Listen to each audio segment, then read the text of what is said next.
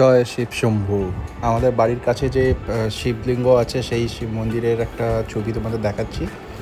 তো এখানে প্রত্যেক দিনই প্রচুর ভক্ত এসে এখানে পুজো টুজো দেয়।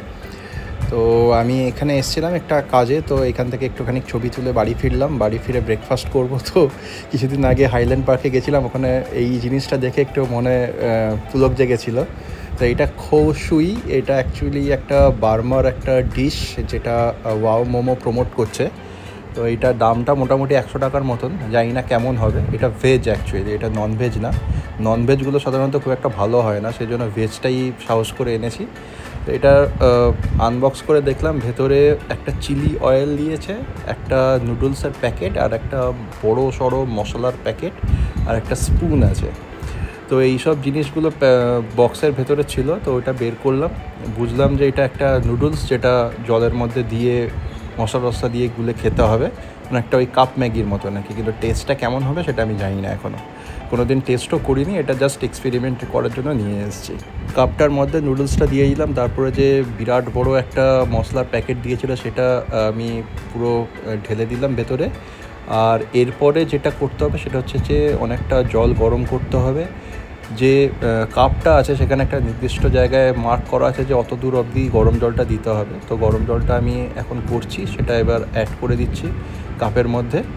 তো এইটা অ্যাড করার পরে আমাদের 7 মিনিট হচ্ছে ঢাকা চাপা দিয়ে এটাকে রাখতে হবে।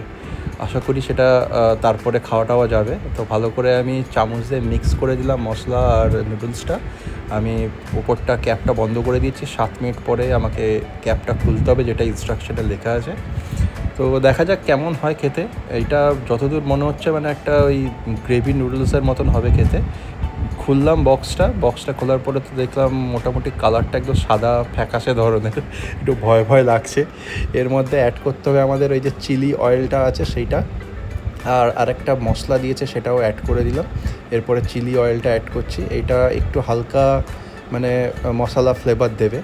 তো এটা ভালো করে মিক্স করে দিলাম চামচ দিয়ে মিক্স করার পর এটাকে গরম খাওয়া দাওয়া করতে হবে। তো অতসী দেখেই মানে একটা জিভ বের করে এমন মুখ করলো যে এটা জঘন্য খেতে, মানে একটা স্যুপের মতন আর কি। তো আমি খেয়ে দেখলাম যে খুব একটা খারাপ লাগছে না, আর খুব একটা ভালোও লাগছে না আর কি। মানে এটা ওয়ান টাইমেই খাওয়া যাবে, আর কোনো দিন আনবো না আর কি। তো এটা মোটামুটি অনেকটাই ধুপুতো দেখেই আর নেয়নি, খাইনি এটা। আমি আর অতসী মিলেই এটা শেষ করলাম। খারাপ লাগেনি, তবে যেরকম বললাম ওয়ান টাইম আর কি, জাস্ট এক্সপেরিমেন্ট করার জন্য আনা হয়েছে। আমরা যাচ্ছি এই সপ্তাহে ইলিশ উৎসবে, সুন্দরবন যাচ্ছি। তো 3 দিনের ট্যুর, আমি একদম সব কিছু অ্যারেঞ্জ করে দিয়েছি। এবার ব্যাপারটা হচ্ছে সুন্দরবন যাবো অনেক দিন ধরেই করছিলাম আমি। 3-4 বছর আগে আমাদের অফিস থেকে একটা গ্রুপ ছিল, আমাদের বন্ধুরা আর কি, তারা বলেছিল যে আমরা সবাই সুন্দরবন যাব, খুব মস্তি হবে, এনজয় হবে। একটা বন্ধু ছিল, সে বলেছিল যে তার নাকি সব চেনা জানা এরকম বোট আছে, চরম লেভেলের রান্না টান্না করে। তো সব কিছু অ্যারেঞ্জমেন্ট ওরই করার কথা ছিল। তারপরে ও অ্যাকচুয়ালি অন্য কোম্পানিতে চলে গেল। তারপরে আর সেই প্ল্যানটা ফ্রুটফুল হয়নি। আমি অতসীকেও আগে বলে দিয়েছিলাম যে আমরা যাব। তারপর থেকে অতসী অনেকবার আমাকে টোন মেরেছে, কই সুন্দরবন তো নিয়ে গেলে না।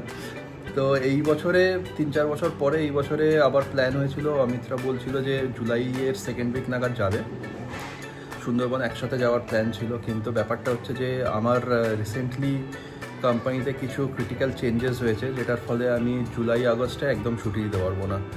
তো সেটার জন্য মানে যেতে পারবো না ওই সময়টা, সেটা অতসীকে বলাতে চরম লেভেলের ঝামেলা শুরু হয়েছিল। 2 দিন মানে খুব ঝামেলা হয়েছে। ঝামেলার কারণ হচ্ছে যে নূপুর তো এখন গরমের ছুটি চলছে, আর 2 সপ্তাহ মতন থাকবে। গরমের ছুটিতে আমরা কোথাও যাইনি। তার আগে টুকটাক অনেক জায়গায় ঘোরা হয়েছে, কিন্তু গরমের ছুটিটায় আমরা কোথাও বেরোইনি, বাড়িতেই আছি। তো অতসী বলছিল যে জুলাই নাগাদ যদি ওটা না যাওয়া হয় তাহলে গরমের ছুটিতেও কোথাও যাওয়া হলো না, আর তারপরেও তো যেতে পারবে না। অগস্টে আবার আমাদের অ্যানিভার্সারি আছে, তো সেটাও যে কী হবে সেটা মা গঙ্গাই জানে, কি করব। তো এরকম ব্যাপার। তো এইসব ঝামেলার জন্য আমি বললাম যে তাহলে যেটা প্ল্যান ছিল যে আমরা জুলাইয়ে যাব, তো সেটা একটু আমি দেখি তাহলে ওটা করা যায় কিনা। তো আমি বুকিং করছিলাম। তো যেহেতু খুব তাড়াহুড়ো হচ্ছে আর কি ব্যাপারটা, তো সেটার জন্য আমরা একটু চাপে পড়ে গেছি, খুব তাড়াহুড়োর মধ্যে যাচ্ছি।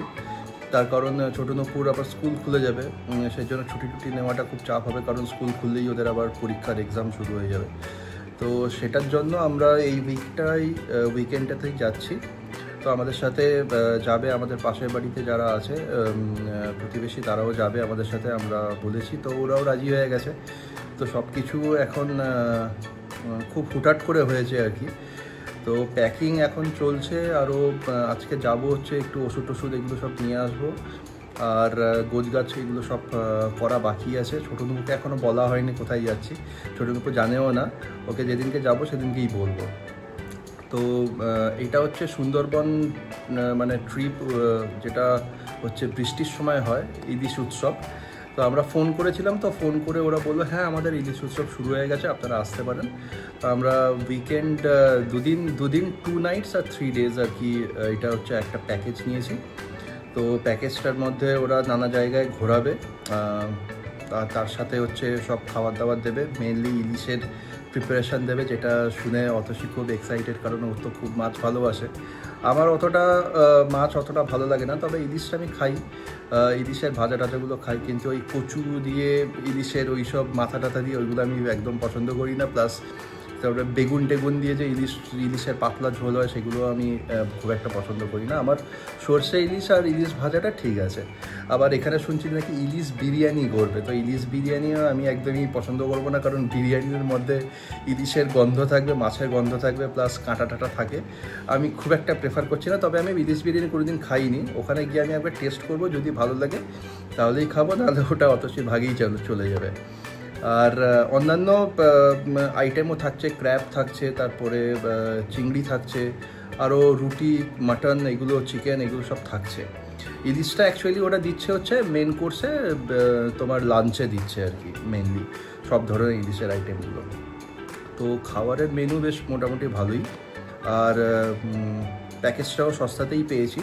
অন্যান্য প্যাকেজ যেগুলো দেখেছি তার থেকে সস্তা, আর হচ্ছে ওরা সব অনেকগুলো জায়গায় ঘোরাবে, তো সেই সব জায়গাগুলো আমি একটু গুগলের ডিটেলসটা জেনে নেব, যে কোনটা কী জায়গা, কী দেখতে পাওয়া যাবে, তাতে এক্সপেকটেশনটা ঠিকঠাক থাকে। আমার পাশের বাড়িতে যারা যাবে তাদেরকে সব কিছু বলে দিয়েছি, তারাও সব হেল্প করছে। আর একদিন বাকি আছে, তো সব কিছু ফাইনালাইজড হয়ে গেছে, এবার প্যাকিং করতে হবে আর যেতে হবে। এবার ওরা হচ্ছে ক্যানিং টু ক্যানিং ড্রপ দিয়েছে, তো আমরা যাবো হচ্ছে ক্যানিং থেকে তারপরে ওদের লোক থাকবে, তারা পুরো একদম গাইড করে একদম বোট অবধি যাবে, আর তারপরে বোট করে নিয়ে যাবে। আর আমরা হোটেল নিয়েছি, আমরা বোটে থাকবো না, হোটেলেই থাকবো, নাইট স্টে আমাদের হোটেলেই থাকবে, 2 রাত আমরা হোটেলে থাকবো, আর বাদবাকি টাইম হচ্ছে আমরা বোটে থাকবো। বিভিন্ন জায়গায় ঘোরাবে বলেছে, আরও প্লাস জঙ্গলে আর কি ওদের ঘোরানোর জন্য পাস দিয়েছে, তো ওটা আমরা জঙ্গলের মধ্যে হয়তো কিছুটা ঢুকবো। আর যা ওদের তো ওয়াচ টাওয়ার আর যা জায়গায় ঘোরানো সেগুলো ওরা দেখাবে, তো সেগুলোও দেখবো। তো সুন্দরবনের ব্যাপারটা আমার বেশ এক্সাইটেড। একটা ভালো দিক হচ্ছে যে খুব যদি বৃষ্টি হয় তাহলে জঙ্গলের ভেতরে যে ঘোরা টোরা বা সুন্দরবন যে জায়গাগুলো ঘুরতে হবে সেইগুলো খুব মানে রিমোট প্লেস, তো খুব কাদা চটচটে হয়ে যায়, প্লাস বৃষ্টি হলে ছাতা পাতা নিয়ে খুব চাপ হবে। এখন জাস্ট বৃষ্টিটা শুরু হয়েছে, তো এখন মোটামুটি একটু শুকনোর মধ্যেই ঘুরে নেওয়া যাবে। আমার ঘোরাটা হচ্ছে মেন উদ্দেশ্য, আর অতসীর মেন উদ্দেশ্য হচ্ছে ইলিশ ফেস্টিভ্যালে ইলিশ মাছ খাওয়া আর কি, এইটা হচ্ছে ওর উদ্দেশ্য। ছোটো নূপুর হচ্ছে জাস্ট যাবে, বোটে যাবে, ঘুরবে, এই হচ্ছে ব্যাপার। আমরা প্যাকিংয়ে ছোটো নূপুর জন্য একটা রেনকোট নিয়ে নিয়েছি, আর আমাদের জন্য ছাতা পাতা নিয়ে নিয়েছি, যদি বৃষ্টি হয় তাহলে সেটার জন্য। আর বেশ ভালো এনজয় হবে সেটা আশা করছি। আর তারপরে আবার কবে ঘুরতে যাব তার কোনো ঠিক নেই, সেজন্য আপাতত এই প্ল্যানটা হুটহাট করে বানালাম। দেখা যাক কেমন যায় আর কি, 2-3 দিন কেমন যায়। তো নেক্সট ভিডিও আবার যখন আমরা জার্নি শুরু করব তখন নেক্সট ভিডিও হবে, অথবা যখন প্যাকিং করব তখন হয়তো আমি আরেকটা ভিডিও করতে পারি। তো আপাতত এই আপডেটটা দিলাম তোমাদের। তোমরা কজন সুন্দরবনে গেছো সেটা আমাদের কমেন্ট করে জানিও, আর তোমাদের কীরকম এক্সপিরিয়েন্স সেটাও জানিও। বাঘ তো আমরা দেখতে পাবো না, সেটা ফর শিওর, আমরা জানি বাঘ দেখা মানে কি বলবো, মানে 1 in a 1 lakh চান্সেস আর কি। তো ওইটা আমাদের এক্সপেকটেশনের মধ্যে নেই, তবে জঙ্গলের মধ্যে একটু ঘুরবো, প্লাস বোটের মধ্যে যাব, চারদিকে মানে জলের মধ্যে ঠান্ডা হাওয়া খাবো। আর যদি বৃষ্টি হয়, ইলশিগুড়ি বৃষ্টি হয়, তাহলে আরও তো জমে যাবে ব্যাপারটা, প্লাস তার সাথে খাওয়া দাওয়ার ব্যাপার আছে।